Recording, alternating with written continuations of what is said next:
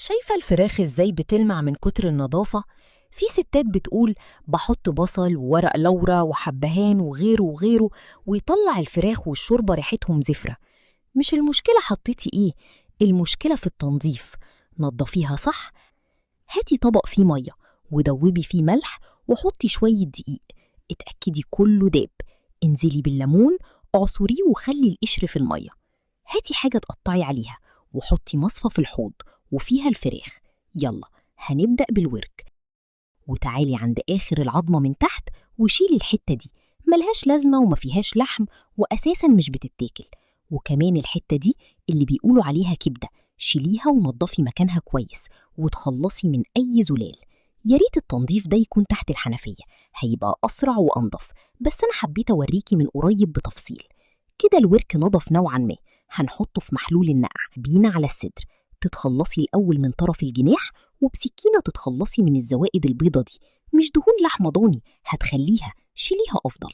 كمان افصلي الجلد من الزلال ولميه بسكينة، بيبقى أسهل من إنك تشيليه بإيدك. السكين هتسهل وتنظف أحسن. كمان مهم آخر قطعة دي تتشال لأنها ماسكة الزلال حوالين داير الصدر. في حالة إنك هتشوي أو تعملي كنتاكي أو صواني بتخلي الجلد، لكن سلقة أو طبخ شيلي الجلد. خليكي حريصة أي تجمع دموي شيليه كويس، وزي ما قلتلك تحت الحنفية هيبقى أفضل بكتير. كل حتة تخلصيها اشطفيها كويس خالص قبل ما تحطيها في محلول النقع. بينا على أكتر حتة فيها زفارة، القناصة. الحتة الزيادة دي مش تبعها، دي تبع الأمعاء، يعني المصارين. شيليها وبسكين شيلي الحاجات الصفرة دي من فضلات الأكل. تعالي كده وركزي، تعالي كده وشوفي، هتلاقي فتحة صغيرة، دي أهم حاجة. دخلي فيها السكين، افتحيها هتلاقي فيها فضلات أكل. دي لو فضلت مقفولة بتستوي باللي فيها وبتعمل ريحة مش حلوة. لمي كل اللي عليها من بره. احنا متفقين دي مش دهون لحمة ضاني، احنا لسه أول شطفة ولسه الفراخ ده هيتغسل كذا مرة، بس بعد نقعه في المحلول كمان.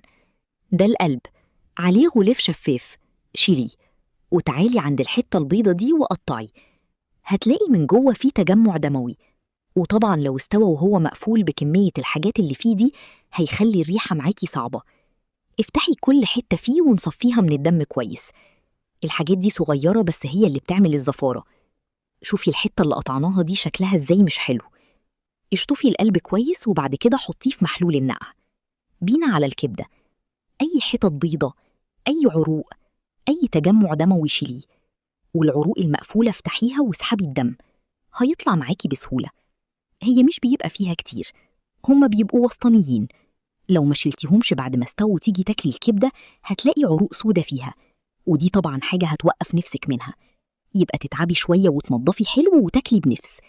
خديهم نضفيهم تحت المية قبل ما تحطيهم في المحلول. بالنسبة للرجول، شيلي العقلة اللي فيها الضفر، مش تقشري الضفر وتخليه، لا، شيلي العقلة كلها.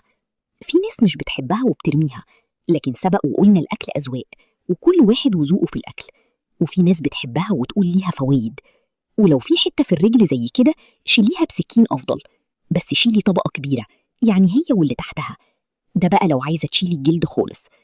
عايزة أقولك إنك هتسيبي الفراخ ساعة في محلول النقع، مش أكتر، لأن الجو حر ولو طول بيطلع منه ريحة. كمان كتري الملح وما تقلقيش، بعد كده هتشطفيه كتير ومش هيبقى أثر للملح. لو سلقتيها كده بمية وملح وبصلة هتاكلي أطعم وأنضف شوربة وفراخ. ولو عايزة شوربة فراخ مميزة، هاتي توم مفروم وملح وسمنة، شوحي التوم لحد ما يبقى ناشف ذهبي، ما تغمقيش لونها لأن هيغمق لون الشوربة.